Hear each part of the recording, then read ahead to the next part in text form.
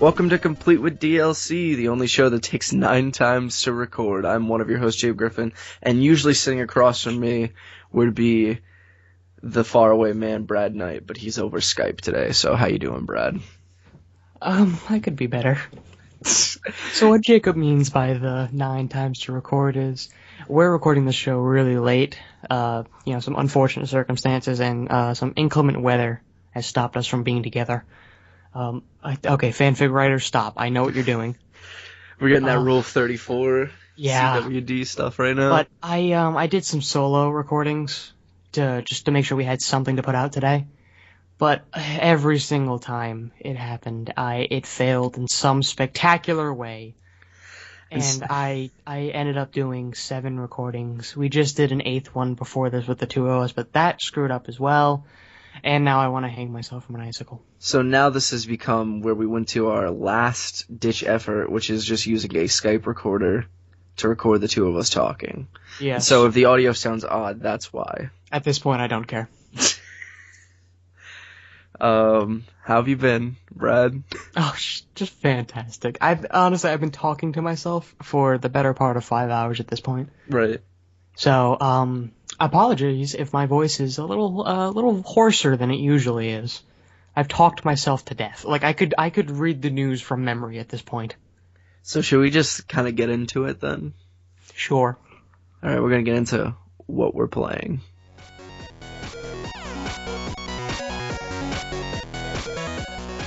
Brad, I already know what you're playing this week, but tell me again. This week I'm playing a lot of games, but there's only 2 I really want to talk about. The first one is Undertale, right, which is an RPG bullet hell hybrid, which, we heard a lot of buzz about around the Game Awards time because it got nominated a lot, and the general consensus is that it's just an amazing game, 10 out of 10 everywhere, and I don't like it, so I'm not on that hype train. But I don't know, it's tough for me to explain. The combat in Undertale is entirely through a bullet hell combat system. So you control a little heart, which is your heart, inside a box, or it's called your soul or whatever. And you have to move your heart around to dodge all the projectiles being tossed at you. right. Every time you get whacked with one, you take damage. And I suck at bullet hell games. Like, they're by far, I think it's tied with platformers for the game I'm worst at. So, Wait, like, what kind of platformers, 2D or 3D? Or does it just not matter? You're bad at both? I'm better at 3D than I am at 2D. Like, I don't know what it is, but I'm just awful at 2D platformers. Right. Like, they're simple in concept, but I suck at them. But, yeah, so it sucks because that's really killing the game for me because, like, no matter how you play the game, you have to do the bullet hell combat. Right. So I can't escape it. But what's really cool is it has a feature that I really like where you don't have to kill any of the enemies if you don't want to, which is great for me because I am a giant wuss in RPGs. I don't like killing things. You like to do pacifist playthroughs? Yes, I'm a very pacifist kind of guy. So yeah, that's kind of cool. But even if you're pacifist and you don't attack them, they still attack you. So you still have to do the bullet hell dodge around crap. Right. So that kind of sucks. I don't see myself finishing the game. The story, I'm only about an hour in, so I know the story will get better, but it's not grabbing enough for me to want to know more.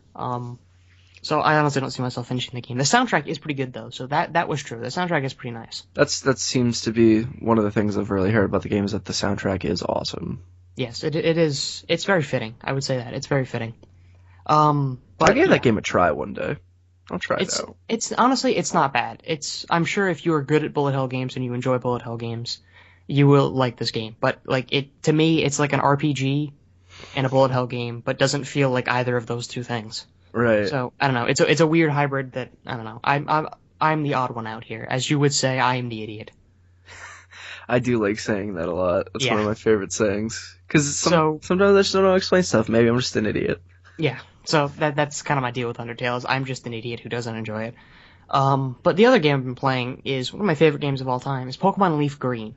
I've been playing a bunch of Pokemon Leaf Green. It's one of the few Pokemon games that I completed the Pokedex in. So, that's impressive. It's, I think one of the 3 I've done it in. Then in Fire Red, Leaf Green, and I want to say Sapphire. Well, I think you had to do it in Fire Red in order to do it in Leaf Green. Well, yeah. Because you'd have to trade back and forth. Yeah, what sucks about Fire Red and Leaf Green is they have some Pokemon from Emerald and Ruby in there as well in the Pokedex, because you get the national dex. Right. But I've been playing those Leaf Green a lot because I'm learning to speedrun it. And I've been following speedruns for about 4 or 5 years now, and I've always enjoyed them. I always thought they were great. But I could never get into it because a lot of speedruns rely on audio cues, and I don't listen to the audio of games, so it kind of kills it for me. Because you're some weirdo. Exactly. I'm the weirdo who doesn't like game audio. So I've been naturally gravitating towards games that don't require audio cues when you play them, and Leaf Green is one of those games. I've been running the any percent mode of Leaf Green, which essentially means you beat the game, beat the final the Elite Four, and just get to the end screen as fast as you possibly can. And the strategy is you only use Squirtle and his evolution, so Wartortle and Blastoise. And you only catch 2 Pokemon through the whole thing. You catch a Rattata or a Paris, and a Spearow or a Pidgey. So you have someone who can fly and someone who can cut. Right. And you teach all the other important HMs to Squirtle. So like Surf, you teach to Squirtle as well. Whoa, dude, Cowabunga. Yeah, exactly. So yeah, the whole thing is you need a very specific Squirtle too. So like I spent 45 minutes yesterday trying to get a good Squirtle. You need I think it's 10 attack, 11 special, 9 speed with a good nature.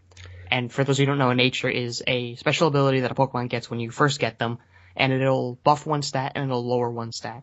So a good nature is you want one that buffs your special attack and it lowers anything that isn't your attack or your speed generally. So if it lowers special defense, that's fine. So, but yeah, I spent like 45 minutes just resetting the first 5 minutes of the game over and over and over and over again, trying to get a Squirtle that didn't suck. And then just to immediately die like 20 minutes later to Lieutenant Surge because he's a jerk. So is it just kind of the luck of the draw if you can speedrun this game or not? Sort of yes and no. There are kind of like steps to speedrunning Pokemon, where the first one is learn the route, learn where you need to go. Right. Then after that, it's learning what is the fewest number of steps I can take to get there. Right. And after that is how many trainers can I skip in that route, and then it's how many turns can I beat the trainers in. So there's like steps to it. So the whole getting the Squirtle stats good is RNG dependent. Whether or not you get encounters in certain areas, like if you run into a bunch of encounters, you're obviously gonna have a bad speedrun. But yeah, like critical hits and things like that, it's very, very RNG dependent. But that's sort of what makes it fun, right? Well, right. It's what makes it fun and what makes it frustrating. When, Lieutenant Surge crits you after you've been speedrunning for 35 minutes and suddenly your run's over. Because you don't use Pokemon Centers in the speedrun. So whenever you die, you go straight back to Pallet Town. So, yeah, it's fun to finally get into the community that I've followed for so long. It's a lot of fun. If anyone wants to look for a game that they might want to speedrun, check out Awesome Games Done Quick and Summer Games Done Quick. They have archived videos of all of the speedruns they do, and there's literally a game for anybody. So if you want to get into speedrunning, that's the place to do it. But, Jacob, what have you been playing this week? I am curious. You're not curious, you already know. I know, I've heard it already, but just for the sake of the damn recording, do it anyway, please. So this week I played a couple little things and then played some big things. I continued to play Rainbow Six Siege. You played all of the things, as some would say. The big things, the little things, all of the things. Right. Sorry, I'm losing my mind at this point. It's like turning into The Shining. You're like, yeah, all work and no play makes. I'm the old hermit who's been alone for 30 years and he talks to himself constantly. That's me at this point. You're sitting at the bar talking to a bartender. You're like, wait, I don't have a bar. I'm looking at a tree. What am I doing? Yeah, you're outside. I just bumped my knee on the table. I hope that didn't show up in the audio. It did. I heard it. Continue. So, oh god, I just bumped the table too. So I continued to play that with my friends because I infected my entire friend circle and everyone owns it now. You are Patient Zero. I am Patient Zero, and so it's nice to always have a full team. That's always good. Yeah, because it's one of those games that is, very co-op dependent. Like soloing is not quite as fun. It's not as good of an experience. You can still have a fun experience if you don't have a full team to play with. But it will never be as good as a full team. Yeah. So that was going pretty good. My one complaint is that it seems kind of stagnant now. Like, there's not a lot of new things. Like, I've kind of hit the wall. Like, they added a new map this week, but it never comes up in the rotation ever. It's always like the regular maps. It's weird. There's no, just pick a map? Like, I want to queue for this specific one? No, it's just random maps every time. Oh, that sucks. And it's weird because I don't know if this is just a weird thing that came with the update, but I've been getting a lot of doubles lately.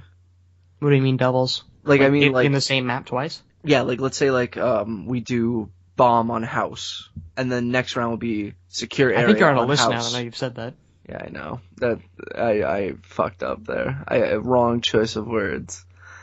But yeah, like I've been getting a lot of like those doubles, so like it will go like back to house or back to whatever. So it's the same style of map rotation, like say Call of Duty. Like you just queue up for this game mode, and it just gives you a map. No, you don't even queue for the game mode. It's completely random. Oh, it's completely random. Yeah.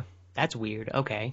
Yeah, so like you could like you'd start and like it would be like say like secure area on training grounds or something like that, and then the next round will be like hostage on house or. Oh, that's kind of cool actually. I mean, it sucks that you have no control over it, but Yeah. in a perfect world where that would change every time, it sounds like a cool system. Yeah, and I don't know if it's just something where their databasing got messed up because of this new map, maybe, and it kind of screwed with some stuff in the code or whatever, but... Yeah. It's just, I've been getting a lot of doubles and it's been bothering me, but other than that, I don't really have a problem with it. I'm kind of getting to the point where, like, I feel like we need, like, a big update for this game at this point. Maybe it's a problem with me, too, of playing it every night. Yeah, kind of burnt out on it. Yeah. But all my friends always want to play it, so... Well, I mean, you've infected them at this point. Yeah, I know. I'm the problem. Yeah, you are the Once problem. again, maybe I'm the stupid one.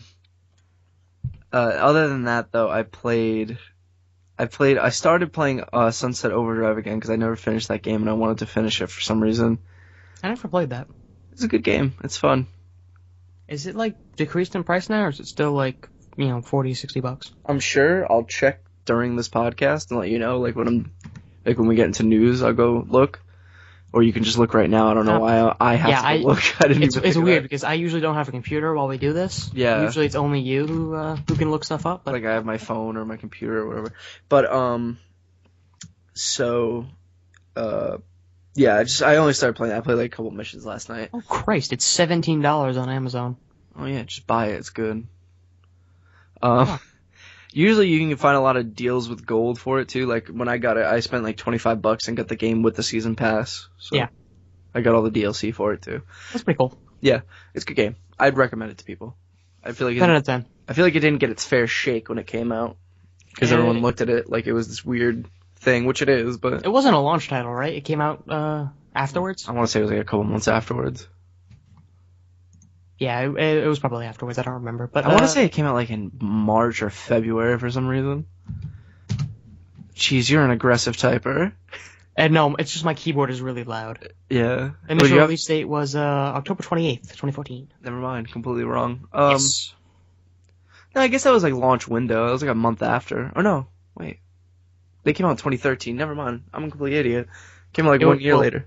Yeah, it was announced at E3 of 2013, and then released the following year. That's what confused me. Because I remember seeing too. They had a trailer where like he did everything that you can do in the game, which is like running on walls and grinding and stuff. And grinding on the stuff. Yeah, and I was like, that's not gonna be in the game. They're just doing that for the trailer. No, sure enough, it's all in the game. That's all that's in the game actually. Yeah, that's the only way you get around. So other than that though, the only thing I really sunk time into besides the big thing was this mobile game called Avengers Academy.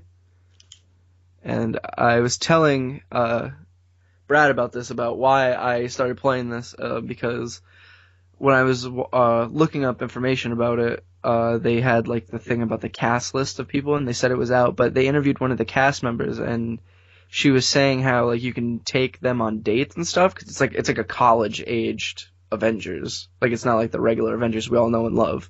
Yes, it's the Avengers dating simulator that we all wanted. That's what I was led to believe, but that's what you were hoping for. I was curious what a game like that would be, you know? And so I downloaded it on my phone, and it's just a city builder game like The Simpsons Tapped Out, or that Family Guy ripoff of The Simpsons Tapped Out, or plenty of other things where you build a town. Yeah.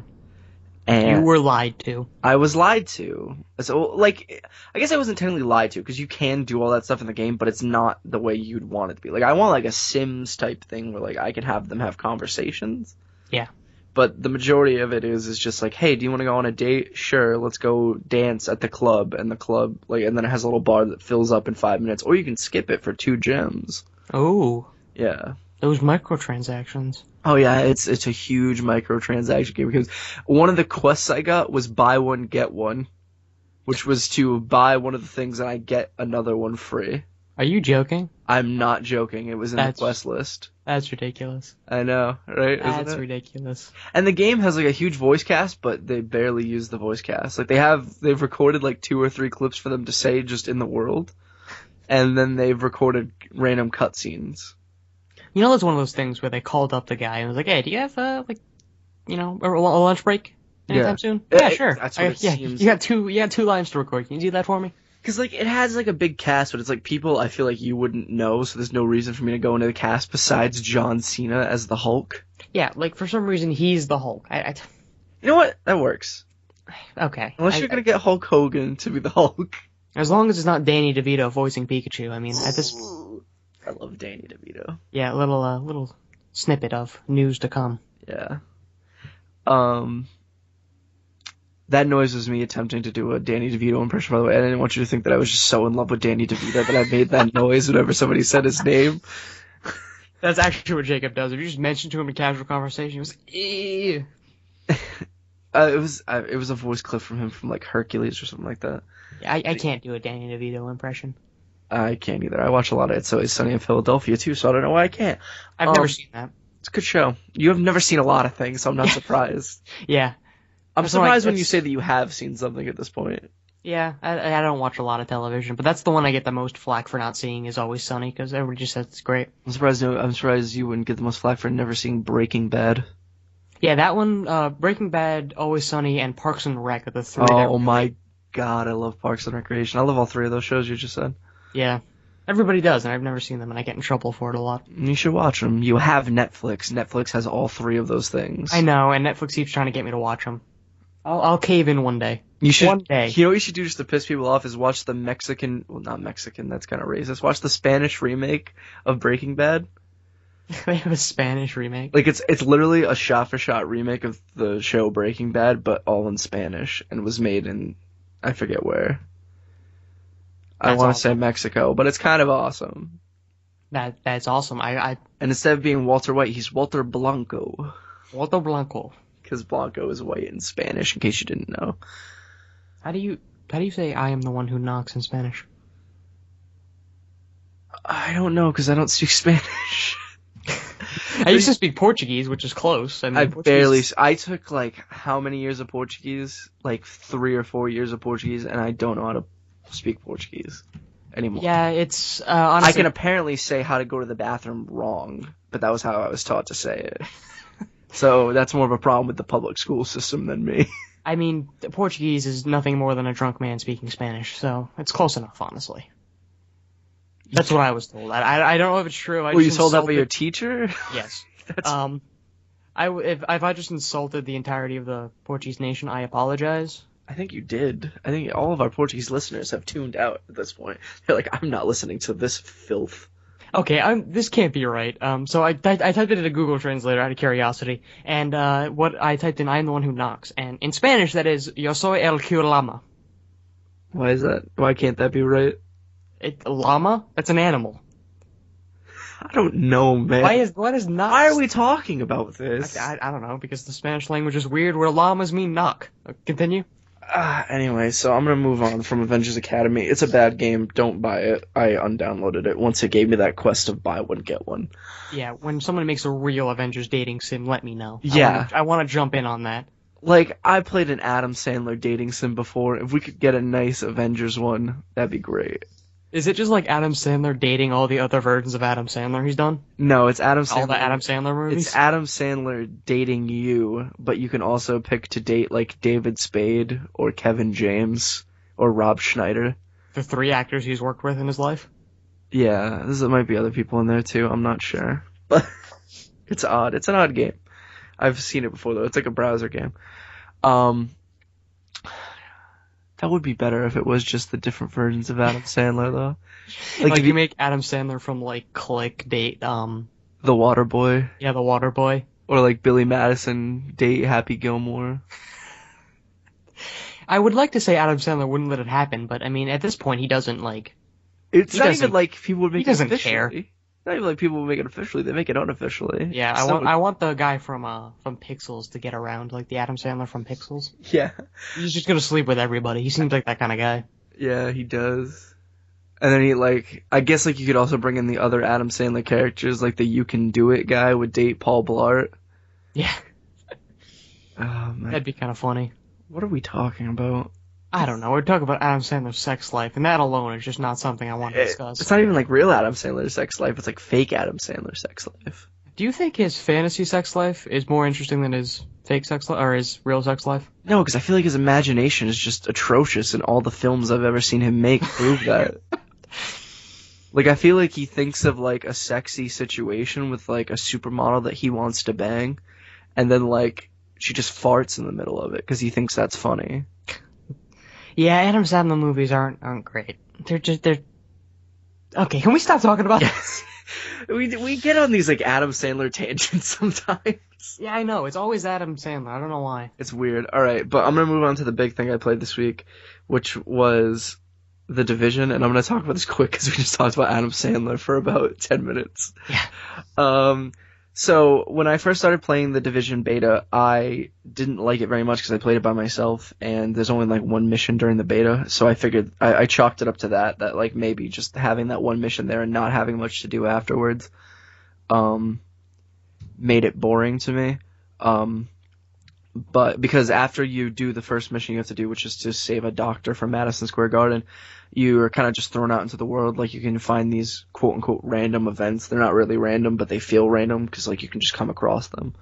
Those random events usually just break down to either you kill 5 guys, hold down an area for 2 minutes, kill, like, more guys that keep coming to you, and then you get a bonus or, like, money or loot or whatever.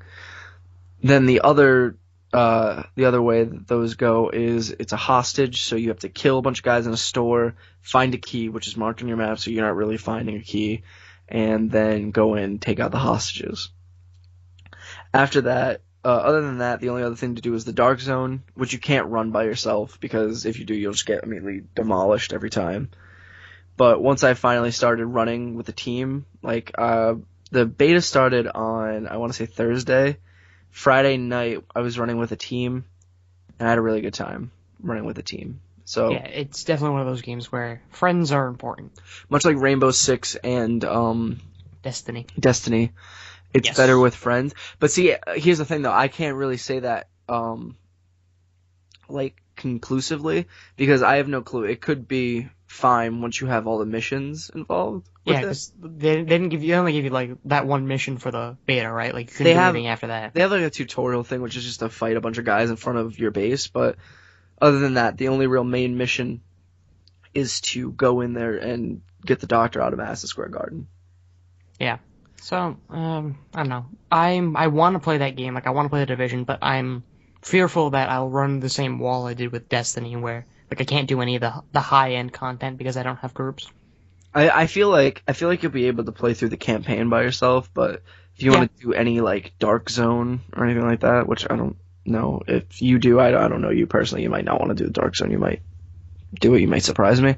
It would depend. Like if it's the way you described it, where it's like you walk around, you shoot people and you can get their loot and stuff, then I would definitely love to try it. But if it's gonna be the thing where I walk in alone and I immediately get jumped by a people of a group of 6, then Here's the thing, right? Is like a lot of people, like I would say the majority are just gonna jump you for your shit. yeah. But and like in all honesty, like a lot of people will just kind of walk past you unless you attack them. Because once you attack them, like once they know you're not a threat, a lot of people I've come across will just kind of keep walking. Yeah.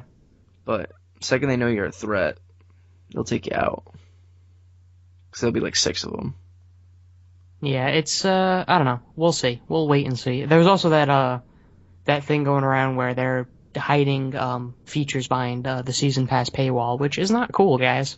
I don't know exactly what they're hiding, but I know they're doing map expansions as the that's what I've heard is DLC. the main thing of the DLC is going to be map expansions. Yeah, so I hope they don't try to hide anything behind that.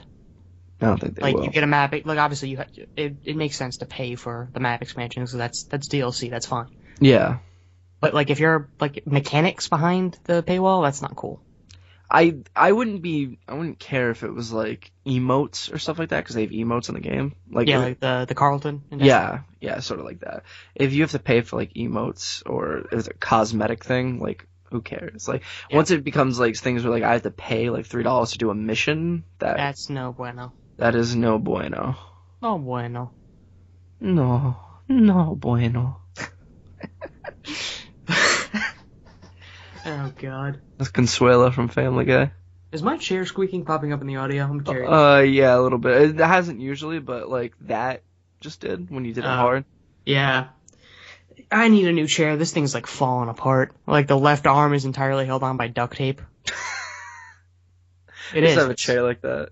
I mean, I love this chair to death. It's comfy, but and I'm gonna use it until it literally falls apart on me. But just go to Big Lots and get a chair for cheap. I could. I might.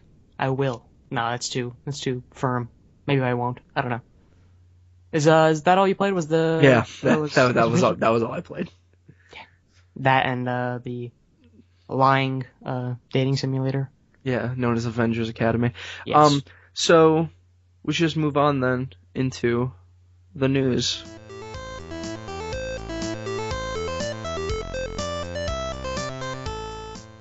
Brad, read me the news. News. Okay. So, like the first show of every month, I'll start off by giving out the free games that you can get on Games with Gold and the PlayStation Plus, so you know what free things are coming your way. I'll start off with the Games with Gold on Xbox One. The first one is Hand of Fate, which is a hybrid roguelike action RPG deck builder, which is a very interesting title, so I had to do a little research to figure out what that was. So apparently, the player builds a set of cards into a deck, and you use that deck to go through the floors of the dungeons. And as soon as you enter combat, all the cards that you have collected fly into your hand as fully 3D modeled assets, and then the combat starts. So it sounds like a mixture of like Diablo Dungeon Crawler with Yu-Gi-Oh, which sounds really cool. Yeah, this is so interesting. This is one of the free games that I actually will play. But I do need to perfect all the free games for. I just cracked my ankle. I heard that. That was weird. Wow, really? Oh my god. Yeah, was that what that was? Yeah, that's really odd. I didn't just snap somebody's neck. I mean, I wouldn't judge you. I'm not a witness this time. I didn't see it. I only heard it. Does that count in court if I heard it happen? I think so. I think that would count as you being a witness. But I didn't hear it. Here's the thing, though. I don't know if they could technically use your testimony because you didn't see anything. But they would definitely call you in. I don't got time for court. I didn't hear nothing. You'd definitely be asked questions. After that is the Styx Master of Shadows. That's going to be available from the 16th of this month to March 15th. And it's an infiltration game with RPG elements taking place in a dark fantasy universe. The screenshot I saw was of a goblin being all roguelike sneaking around. So if you're looking for another fantasy RPG, this looks like something you're going to want to check out. After that, we move on to the 360 games where we have Sacred Citadel. That's going to be available from the 1st to the 15th, and it's a combat action platformer, sort of like Guacamelee. I like Guacamelee. At least that's what I got from the screenshots. I could be totally wrong, and I could be making this game out something it is not, but we'll find out soon. After that is Gears of War 2. That's available from the 16th to the 29th, and if you like the Gears of War series and you haven't played it yet, this is a good time to get into it, because Gears of War 2 is a pretty good game. It's your favorite. Isn't it? It is my favorite. Yeah, I think maybe 1's my favorite, but 2 is not far behind. They're very, very fun games. It's probably 2 or 3 for me. Were they the series to introduce the reload mechanic? They might have been. Because I can't think of a game that did it before then. Star Wars Battlefront. Yes. After we'll move on to the PlayStation Plus stuff now. A lot of Vita stuff here. Can I read it? You want to read it? I have the list. No, I don't anymore. Never mind. You read it. Okay. So first one's on PS3. It's Grid Auto Sport. I don't have any descriptions for these games because the PlayStation blog doesn't like you, and they don't want to give you descriptions. I'm gonna blame Ryan Clements. Okay. He is at fault here. Don't blame us, blame the system. Yeah. After that, it's Helldivers Democracy Strikes Back, which is a Game of the Year edition of Helldivers, from what I'm told. That's available on the PS4, PS3, and PlayStation Vita. After that is Lemmings Touch on the PS Vita, which sounds weird. I don't want lemmings touching me. It's just a touch version of lemons. It's a touch version of lemmings. It's the next step in gaming is virtual reality lemons. It's like what's that movie? Wolf of Wall Street, when he takes the lemons. Show me on the doll where the lemmings touched you. That would be a great game. Yeah. After that is Nom Nom Galaxy on the PS4, and then finishing it out is Nova 111 on the PS Vita. Or Nova 111 on the PS Vita. Oh, I lied. There's one more. It's Persona 4 Arena Ultimax on the PS3. Which is a spin-off game of the Persona series, from what I understand. Wow. Where'd you get that idea from? Probably from the 7 other recordings I've had to do today, Jacob. Right. Yeah, but Persona 4 is a pretty, or Persona series in general is a pretty popular game, so I'm sure I that have will do Persona well. 4 Golden on Vita, and I think it's a great game. Do you? Of course you have it on Vita. It's only on Vita. Persona 4 Golden. Well, Persona 4 was a PS2 game, and then they ported it to the Vita. I'm sure you and the other As 7 Golden. Vita owners are very happy about this Yeah, we all talk selection. about our experiences. I'm in a relationship with Troy Baker's character. Are you? Yeah, Nice. good times. Oh, God. All right, into the actual news now. Right. So here's one that I'm happy to hear. Can I read it? I want Do to you read wanna read it? I do want to Okay. read it. Kojima and Guillermo del Toro on stage together at DICE Summit. And that's a little @ symbol that's there. Yeah, I got lazy. Hideo Kojima and Guillermo del Toro will be on stage together during the DICE Summit to discuss their creative visions. A panel entitled A Conversation with Hideo Kojima and Guillermo del Toro will be moderated by Jeff Keighley and revisit some of their fondest memories from their own individual careers, as well as some pivotal moments from each other's work that remain a constant source of inspiration. That was a quote direct from the panel, by the way, so it sounds like a little pat on the back thing. Yeah, it's probably Jeff Keighley patting him on the back. The king of Mountain Dew and Doritos. Yes. He's the man in that picture in the throne. Last month, DICE organizers announced that Kojima will be the 21st member of the Academy of Interactive Arts and Sciences Hall of Fame. So that's a pretty big deal. Yeah. And the 2015 Hall of Fame award will be presented to Kojima by film director and writer Guillermo del Toro during the summit. Guillermo del Toro retweeted this. That's how we found the news. Oh, yeah, that's a little anecdote for me. You didn't have to read that. I didn't know that until I got into the middle of reading it. Yeah. It's something I do for the news because I leave little anecdotes so I don't forget things. If, in case you don't remember, this is me adding this in here, this isn't there, Guillermo del Toro and Hideo Kojima were working on Silent Hills before Konami canceled it to make 15 pachinko machines. Yes, and quoting Guillermo del Toro here, the cancellation was, quote, bleeping stupid. Yes, and Effing stupid. And it ruined his, as he said, greasy heart or something like that, or broke his greasy heart. Yeah. For some reason, I always get Guillermo del Toro and Quentin Tarantino mixed up. I don't know why. That's odd, because Yeah. one's like a large Spanish man who makes like really beautiful horror movies, and one is this guy who just makes these really, really violent movies. Yeah, I don't know why I get them mixed up, but I constantly do. Have you seen a movie by either one of them? I haven't seen, have I? No, I haven't. I know of their movies, but I've never seen them. All right. That's what I figured. Yeah. I was hoping you were going to surprise me today, but you didn't. No, God, no. Do you follow Guillermo del Toro on Twitter? I do. He tweets some interesting stuff. Yeah, he does. Pretty entertaining guy. If you want like book and movie recommendations, follow him. I remember listening to a podcast a long time ago, and like I didn't know Hideo Kojima. I didn't know Guillermo del Toro played video games, and so I remember listening to him getting interviewed on a podcast a long time ago, and he talked about him playing video games and how he actually like he plays games with like his daughters in the room and like does like these little funny things to them, but usually it's like like he'll do violent games, but only if it's like zombies or something like that. Like, Yeah. he'll never play like a GTA in front of them. Like I remember the story he told was he played the Red Dead Redemption zombie game with them, and he was like making funny little zombie voices for them and stuff. He's a cool dude. Yeah, he's a pretty cool guy. cool dude. I think we can expect to see some cooperation work between him and Kojima. I have this feeling like they're going to talk about their new game here. Like, I feel like Kojima's new game is going to be with Del Toro.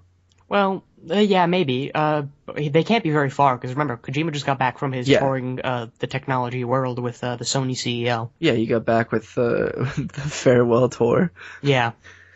So if they do have a project planned, it's very, very early. I don't expect even then from them for a while. Yeah, like I don't expect to see it for a while, but like they could talk about it. Like they probably, it's. Oh yeah, absolutely. In essentially it'll probably be Silent Hills, but not be Silent Hills at the same time. Because like it can't be, but like it'll be what they wanted Silent Hills to be.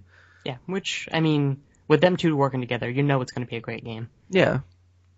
And with Sony behind it, I feel like finally Guillermo del Toro will get to make a video game. Yeah, Sony doesn't seem like the kind of company to oversee a lot of things. I feel like it's going to be very much, all right, guys, here's your team, here's your resources, do your thing. Because, like, Guillermo del Toro's, like, tried, like, twice already to make a video game, and it's, like, crazy. Like, he tried to make a game, the Saints Row guys were actually making, it was, like, a first-person horror game, and it was being published by THQ, and we all know what happened to THQ. Yeah. And then he was making Silent Hills, and then we saw what happened to Kojima there, so.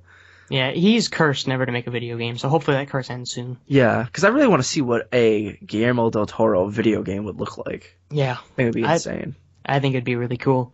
So, moving on. The next story is about the only game that's come out recently, within the last 2 weeks. It's The Witness, which is a puzzle game by Thekla Incorporated. Is that how you say it? I believe so. I usually just say it's by Jonathan Blow. Yes, it is. The lead developer is Jonathan Blow. And apparently it's selling really, really well. Substantially more than 100,000 units and over 5 million in gross revenue in its first week of release. Those are very estimated numbers because we don't know exactly. Stores don't like to give their exact numbers. So the figures that I just gave are the combined totals for the two platforms, PlayStation 4 and Windows PC. And Blow had made a note to say that they were very strong and neither platform was dominating the sales. Nice.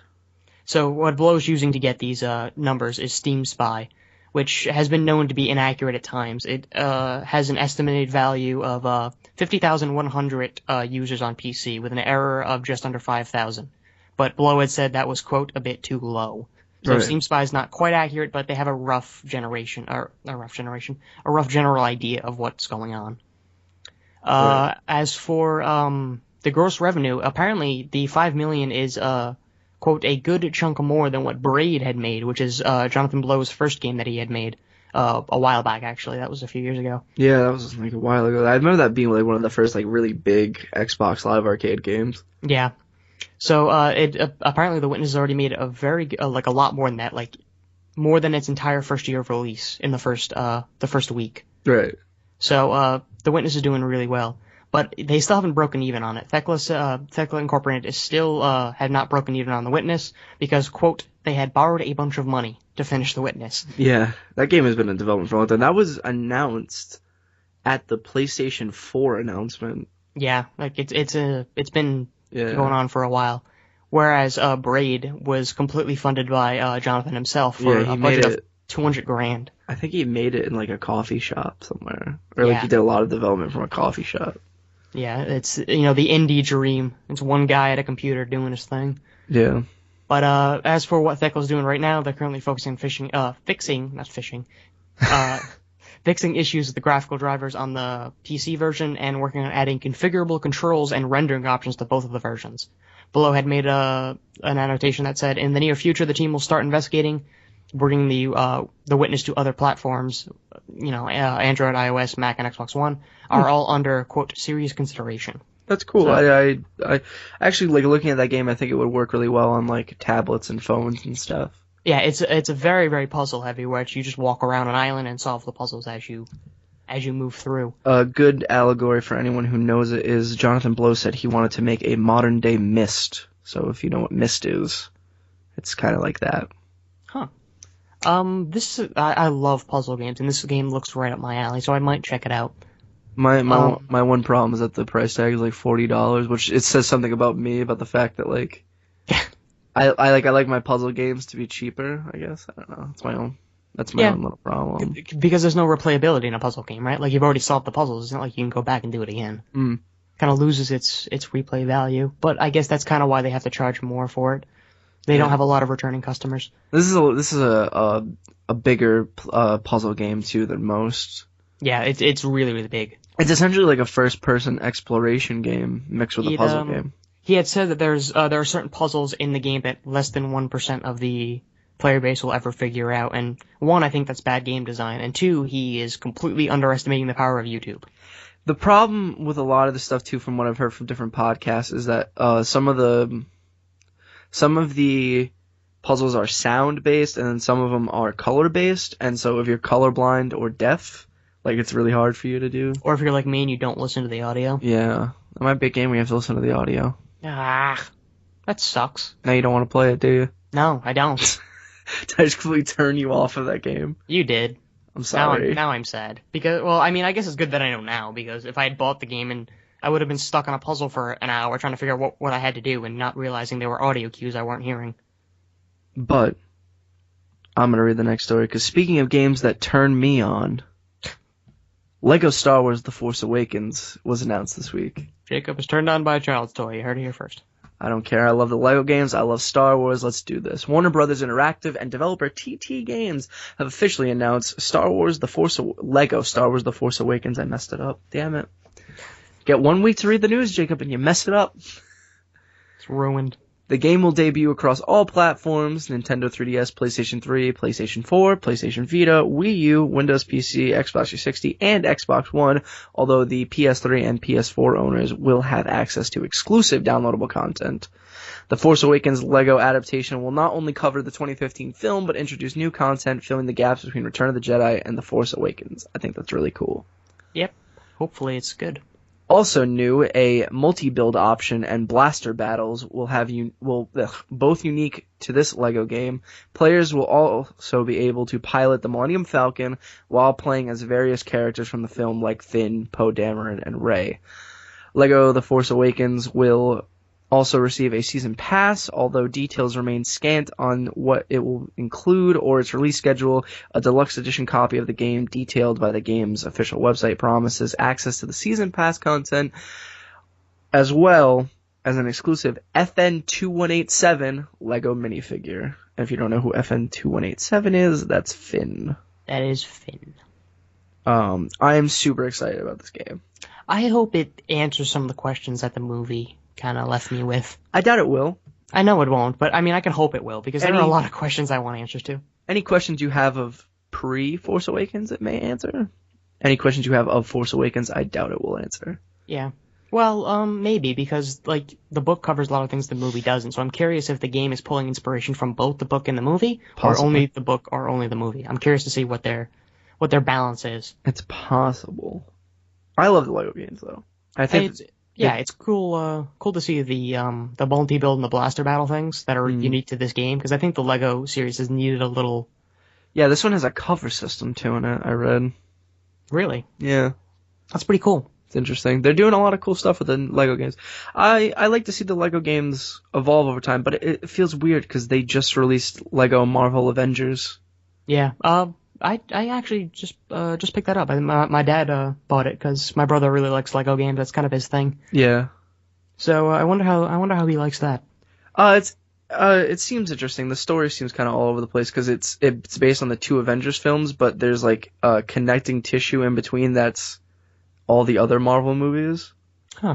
So it's I mean, I could ask him. It's like 2 rooms over, but then I have to get up, and that's it's not worth it. And then I have to edit this, and it's just with my luck, I'd walk away and the recording would fail, and we'd have to do this a 10th time. And like you'd your house would burn down or something like that. At that point, it'd be a blessing. I don't want to record this again. So yeah, that's Lego, The Force Awakens. It's gonna be good, I assume. I mean, there haven't been a bad one yet, so yeah, well, that's arguable. But anyway, next story on the list is going to be a surprising Fallout 4 is back in the news with a bug patch. Bug fix. Welcome back, Fallout. Yeah, we missed you.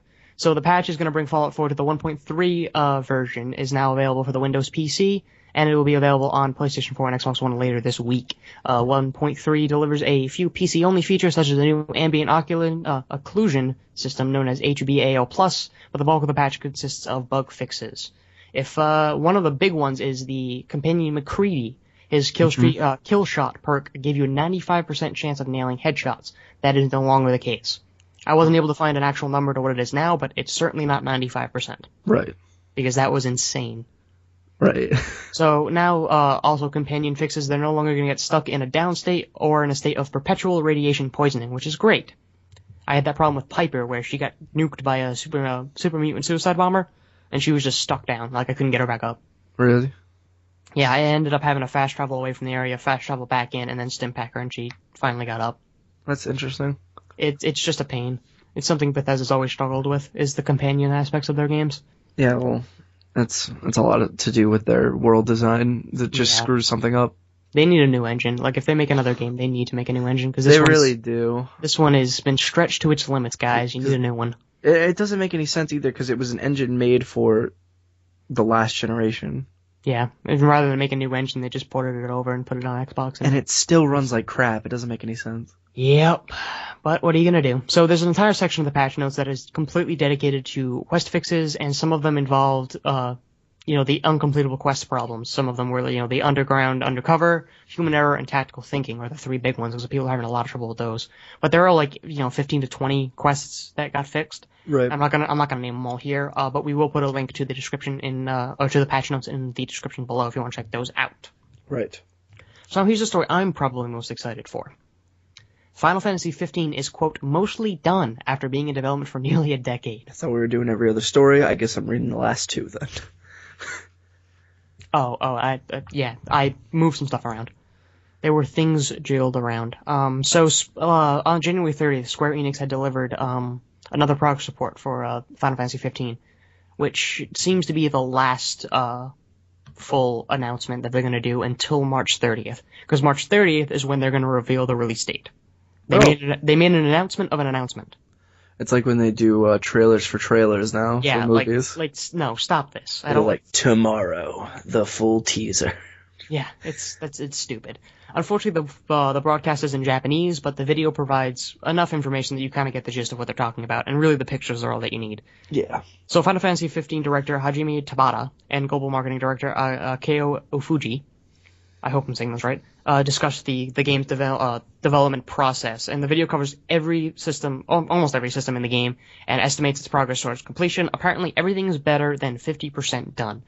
I don't know how better than 50% translates to almost done, but, I mean... I feel like better than 50% could be any number between 50 and 100. Yeah, it's 51%. It's almost done, guys. Don't worry. Yeah. I mean, it's only been called Final Fantasy 15 for about, a year and a half now? And before it was Versus 13. Yeah, it's gone through a bunch of iterations, because, again, it's been in development for a decade. Yeah. If you want to skip around and you don't want to watch the whole thing, 28 minutes is where they talk about concept art, and they show a bunch of concept art for 10 straight minutes. It's just 10 minutes of pictures and really cool concept art that they're putting in the game. At 40 minutes, they do a combat demonstration, which is kind of what I was interested in. I saw that. It's pretty cool. Mm. I don't think stealths around with a sword and stuff. Is that the one you saw? Yeah. Yeah. I don't think they talked about it. If they did, I didn't catch it, about the difficulty system, because that's what interests me the most. The two polar modes of difficulty, rather than the stereotypical easy, medium, hard, legendary. Right. So I hope they talk more about that. But what they did say at the end of the event was that there's going to be another event, Uncovered Final Fantasy 15 is what we call it. It's going to be held in Los Angeles on March 30th at 7 p.m. Pacific time. That's when they're going to announce the release date and all the other final details about the stuff, like the extra items for pre-orders and anything that's going to get sold along with the game. That's interesting. Yeah, so the event's going to be at the Shrine Auditorium in LA if you're local to that area. If you're not, it's going to be live streamed, so anybody can catch it. I don't know if that's going to be in Japanese as well, but I imagine it will be. I imagine it won't be if it's in Los Angeles. Oh yeah, that's right, huh? Well, I'm sure there'll be a Japanese stream. I'm sure there will be. If you are a native Japanese speaker. Right. Well, I'll get the next two stories. You want to read the next two? Because they're my favorite stories anyway. Okay. Besides Star Wars. Doom release date revealed. Finally. That's right. The game will be released on May 13th with a collector's edition and a pre-order bonus. Collector's editions will come with a 12-inch Revenant Demon with a metal case. It'll cost $119 in the US, 129 euros in Europe, and £100 in the UK. It's expensive. Yeah, it is. Well, that statues are usually what makes things so expensive. Yeah. That kind And of stuff. it's a foot tall, too, so that's pretty big. Yeah, that is probably about up to like my shin. I kind of want that. I do too. It probably looks pretty cool. Pre-order of either the standard or collector's edition will give you the Demon multiplayer pack. Contains a unique Demon armor set with 3 skin variants, 6 metallic paint colors, and 3 id Software logo patterns that can be applied to weapons and armor. It also includes a set of 6 hack modules, one-time consumable items that can give you an edge in a multiplayer match. I don't care about the multiplayer in that game at all. I'm interested to see what it's like, because I'm curious if it's going to feel doomy. It'll probably feel doomy. It'll probably feel pretty doomy. Oh, dude, the statue looks sick. Oh, does it really? Can you send me a link to that? I will send you a link. In the Skype chat? Sure thing. Okay, well, I clicked the picture and it brought me to the Polygon article. Does it say somewhere here? No, you're lying to me. Okay, I'll just send you the picture. Okay. This is great audio for this podcast. Yeah, it's fine. While he's sending me this picture, I'll talk to you right now about Oh, one thing I wanted to mention about if you watch the trailer to it, there's kind of a like cinematic kill system in it, where like at one point he jumps on a demon and like breaks its tooth and stabs it in his eye, and it sticks to the bloody, gory feel of Doom. Nice. But you can turn off the cinematic kills. So if you want it to play like original Doom, where it's you just chewing through a bunch of enemies and not having a care in the world, that is completely an option. You don't have to. It's not like Rise, Son of Rome. You don't have to sit through all of the cinematic things. I just sent you the image. Yeah. Oh my god, that statue looks gorgeous. Doesn't it? I want that. I would pay $129 for that. I honestly think I would too. It's got an LED base and an internal slow spinning turbine. So does that mean like it spins? I wonder. I hope so. Oh my god. I want it. I want it now. But I'm honestly really curious to see what the multiplayer is going to feel like. Because I feel like the impression I have going in is it's going to feel like Unreal Tournament. It's going to feel like Quake. Yeah, I was thinking that too. I was thinking it could be very Quakey. It could be a way for them to reboot Quake. I mean, yeah, I have no problem with that. That'd be interesting. I'm curious. Yeah. I'm not excited for the multiplayer aspect of it because, I'm mostly just multiplayer. I want to kill some demons. Yeah.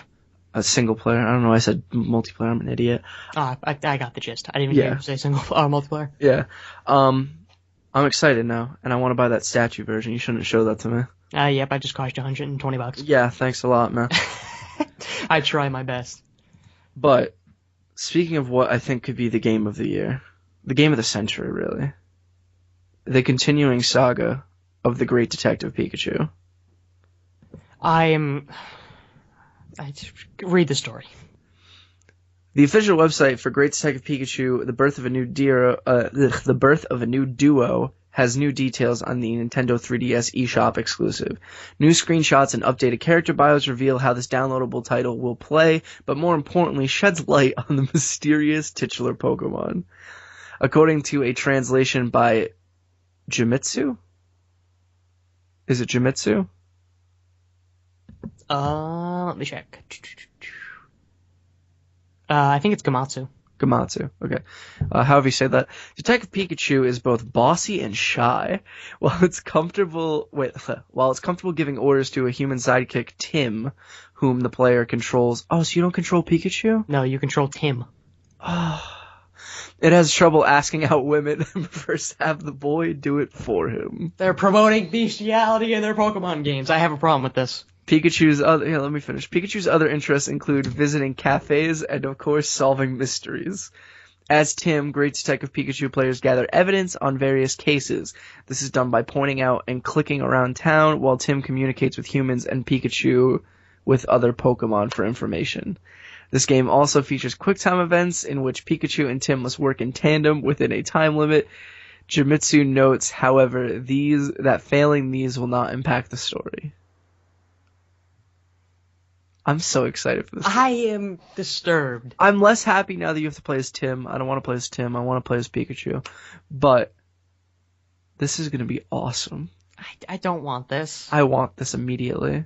This, like... I'm buying a 3DS right now just for this. I'm on Amazon right now. Well, there's no Western release for it yet. I don't care. I know there's going to be one, and I'm on Amazon right now. Yeah, when I mentioned Danny DeVito at the top of the show, the reference I was making was there's a petition right now where if we do get an English release, people want Danny DeVito to voice Pikachu. And I completely 100% agree with that.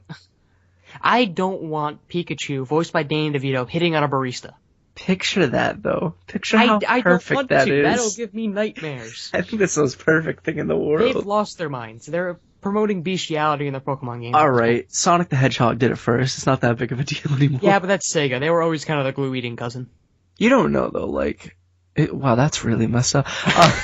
You don't know, though. It could be, like, maybe that's not considered bestiality in the Pokemon world. I consider it bestiality. They're animals. Maybe... If Pikachu's trying to sleep with a waitress or barista or whatever it is. Yeah, but, alright, so maybe, like, the smarter Pokemon, it's fine. Maybe it's a gray area. Like, ones that can speak English. Ones that are, like, humanoid? Yeah, I'm sure Jane and Meowth have done some stuff together. That's wrong. I'm not okay with that. Thank God I didn't have to Google this one. I can only imagine what I'd show up. Oh, man. Ugh. I legitimately think this is gonna be a great game. I think they've officially lost their minds at this point. Alright, you're telling me this isn't gonna be at least a little bit fun? I think solving a mystery as Pikachu is gonna be great. Well, I mean, it sounds like it's like some of the old Nancy Drew games. You ever play those? No, it sounds better than the old Nancy Drew games. That's exactly what this sounds like to me. Which you're walking around the town, you're talking to people, picking up items, and solving mysteries. I assume it's more of a Telltale style thing of walking around picking up clues. I think I'd enjoy it more if it was in the Nancy Drew style, because I used to love those Nancy Drew games.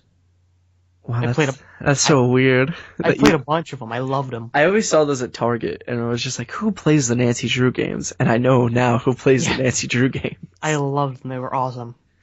I think part of it was my mother. My mother played them, and they were around the house, so I tried them out, and I loved them immediately. I thought they were awesome. Right. It was one of the few games at the time that really made me think. It wasn't just like you walk around and shoot things.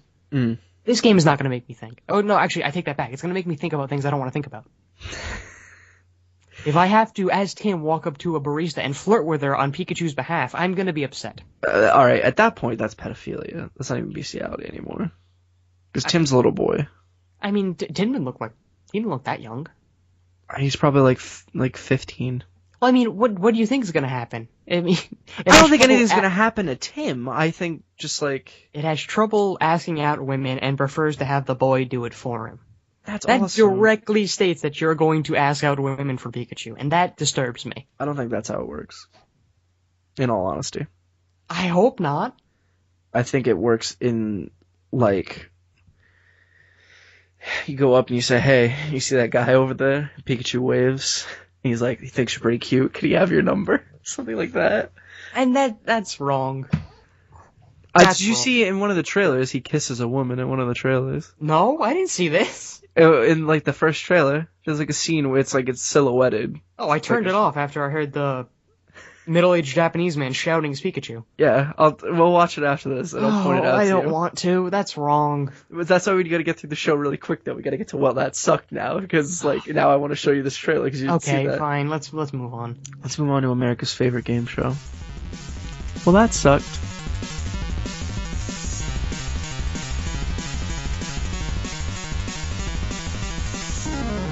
Welcome to Well, That Sucked. The way the game works is simple. I give Brad 3 randomly selected games, and he has to tell me which of the group is the worst rated according to Metacritic.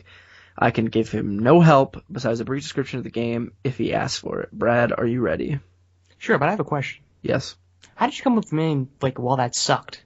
How'd you get the name? I'm curious. I've had a lot of different names for things that have suck in the title for a long time. Like, I had an idea to do a... Everyone, hinting at your porn work there. Yeah, exactly. No. I had an idea a long time ago to do a series on YouTube of reviewing the worst things that are on Netflix. Yeah. Because Netflix, I don't know if you know this, is majority crap. So... Most of it. Yeah, so my idea for that was we watched this on Netflix and it sucked, which is a really long title, I realize now, and it's terrible. But Well That Sucked came to me because I was like, what would you call this thing? Like, what would you say about that game that's the worst rated? You'd be like, well, that sucked.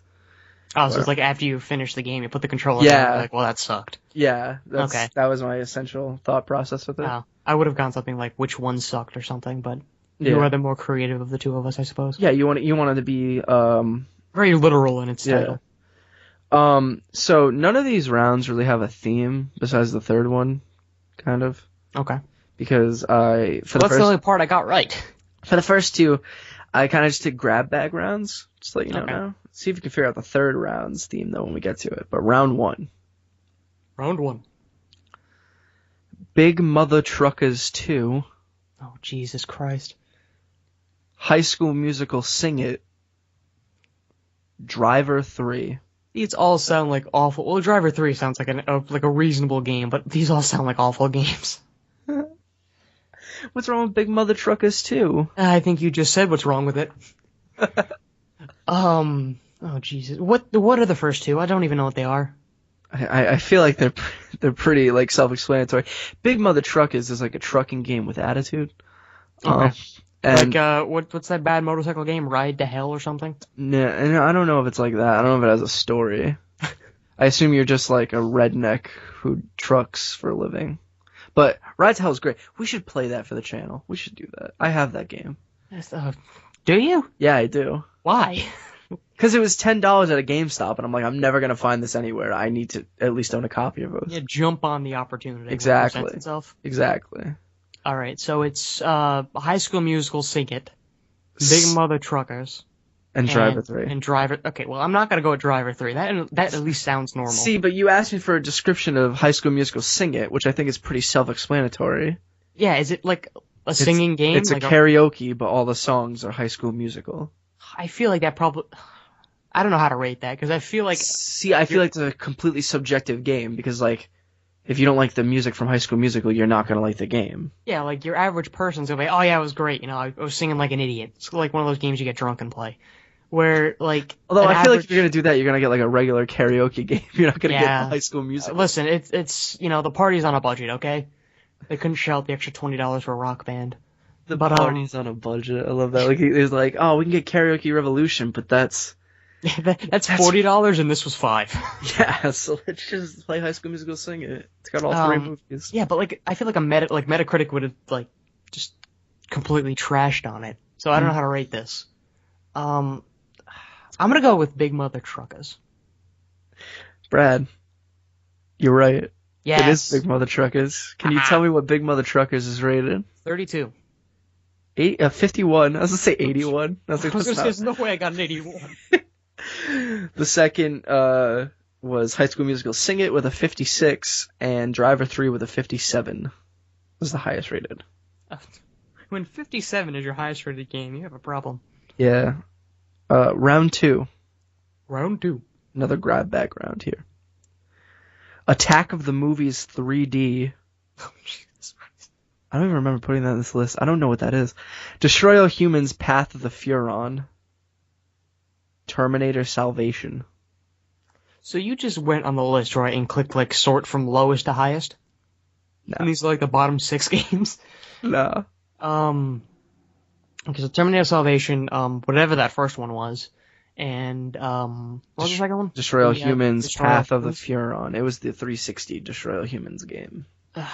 So the last Destroy All Humans game, I want to say. There might have been another one after that I just don't know about. I used to like Destroy All Humans. So Terminator, it's at least a brand I recognize. Yeah, it's a movie brand, you know. Well, I'm sure the game was bad. I don't think it would be the worst out of the group. So I just looked up Attack of the Movies 3D. It is a rail shooter on Xbox 360 where you fight things on movie sets. So it's like props come to life and you have to fight them. And the game is apparently in 3D. Okay, I'm tempted to go with that right off the bat because that just sounds awful. Like, no. And then just, yeah, I'm going with that one. Brad, I'm wrong, aren't I? you're wrong. It was the second one. It is Destroy All Humans, Path Yep. of the Furon. The 3D tricked me. Yeah, do you want to guess what it's rated? 42. 34. Oh, Jesus. The second was Attack of the Movies 3D with 38, and the highest rated was just Terminator Salvation with a 48. How do you screw up Terminator that badly? Like, I don't know. is it like the arcade version where you... No, Terminator Salvation, the arcade game, is awesome. Yeah, like if you could just make a console port of that, you'll be fine. Yeah, but that's a rail shooter. It's difficult to do on consoles, but that don't have, like, motion controls. I talked to 3D Movie Attack over there. 3D Movie Attack. That would be a better title. That would be a way better title. So round 3. Round 3. See if you can figure out the theme here. Super Mario 3D Land. Oh no, 3D World. Sorry. Big distinction. Mario Kart 8. New Super Mario Bros. U. Oh, okay. So they're all Mario games. Oh, remakes too, I think. Are they? No, Mario Kart 8 is a Oh, yeah, it's not sequel. a remake. It's a sequel. Well, I know Mario Kart 8 was like one of the best games on the Wii, or Wii U, I guess. So there's no way that was the lowest. I'm tempted to go with Super Mario Land because it's the one I'm least familiar with. Super Mario 3D World. I said it wrong the first time. Oh yeah, 3D World. It's the one I'm least familiar with. Although the Wii U version or the Wii U Mario game was just a Mario game, but on Wii U, so I don't think that would have done spectacularly. I'm gonna go with the Mario World. Brad, Yes. you lost this week. Ah, damn it. Maybe you can get half a point, though, if you could tell me what Super Mario 3D World is rated. Super Mario. Wait, well, which one was the lowest one then? Oh. No, you have to guess what it's rated first before I tell you. Oh, 71. 93. Oh, Jesus. Okay. Yeah, you actually picked the highest rated. Of course. The second highest rated was Mario Kart 8 with an 88. Oh, look at that. And the lowest rated was New Super Mario Bros. U with an 84. Okay. So 2 rounds of crap. Yeah. One round of Like good high games. 90s, Jesus. So you lost. Nintendo. Yeah, I mean, what else is new? You know what you have won though? What? You've won 2 things. Number 1, the right to sanity? shovel. Yeah, your right to shovel your driveway, and I don't have a driveway, thank God. your right to shovel your something you have to shovel, and the second being the right to read me the spiel. Okay. You'd think I have the spiel in front of me because I'm on my computer right now, but I don't. You memorized it. Yeah, I know. It's just nice to have to look at in case I need it. You don't even ever have it on the document anyway. I know. It's like a test for myself. I'm not confident today.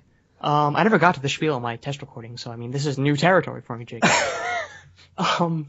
So if you want to get in touch with us, you can do that at completewithdlc@gmail.com. You can send us in some questions, comments, concerns, whatever you want to say.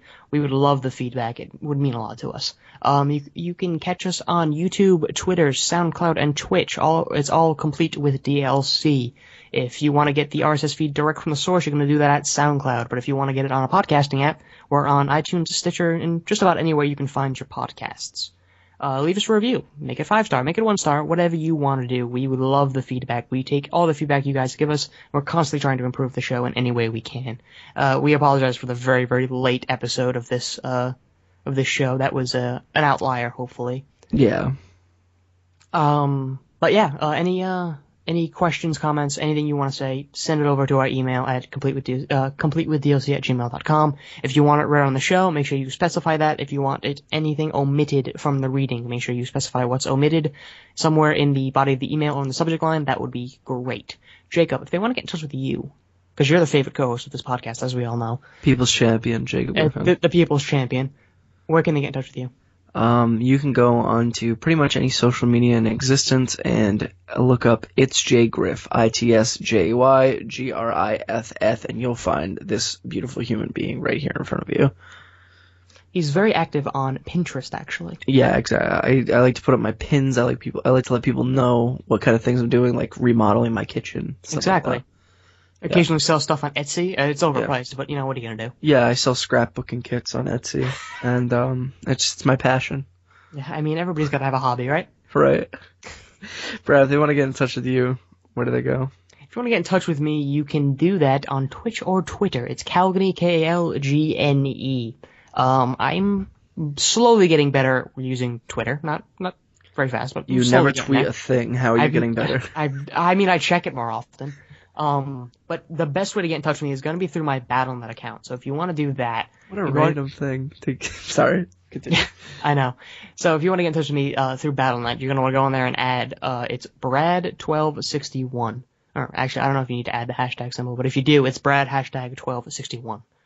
So yeah, if you want to play some Blizzard games with me, maybe play some Heroes of the Storm or some Diablo, I'll be open to that. Or if you just want to chat, that's cool too. But that is the thing I'm on almost 24/7, so I will see it. So yeah, that's definitely gonna be the best way to get in touch with me. Right. You're on a rotary phone too. I actually yes, I have a little what are those things called? The little dials, like in the old detective movies, they flip through. A rotary phone. No, not the rotary phone. The thing they keep all the information in, like. Oh, like an organizer. Yeah, I forget the name of it. I remember it was in an old Batman movie. Yeah, I know. I don't know why I know that. That's weird. That's such a weird piece of information to hold on to. Yeah, it's like me knowing Body Heat was released in 1980. Yeah, that was weird. Or 1981, I think it was. Stay tuned for a special thing coming out soon. It's weird. Not as weird as Pokemon Bestiality, but it's up there. It's gonna be weird. It's gonna get weird. So, but it's near and dear to our hearts, so we're gonna do it. And it's something new for you guys to see, but we'll let you know when that comes. Yes. And that's it for the show this week. I believe so, unless I'm missing something. This was something else. This was what a day. Yeah. What a lovely day. Mm-hmm. Not happy. This has been Complete with DLC. I'm Jacob Griffin. I'm losing my mind. And thank you for listening.